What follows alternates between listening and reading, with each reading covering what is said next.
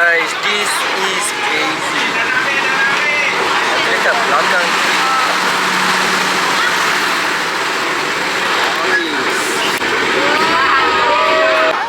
Okay guys, so sekarang aku dekat Vietnam. Kalau you guys nak perfume punya apa ni untuk travel kan, you guys boleh tekan dekat beg kuning guys.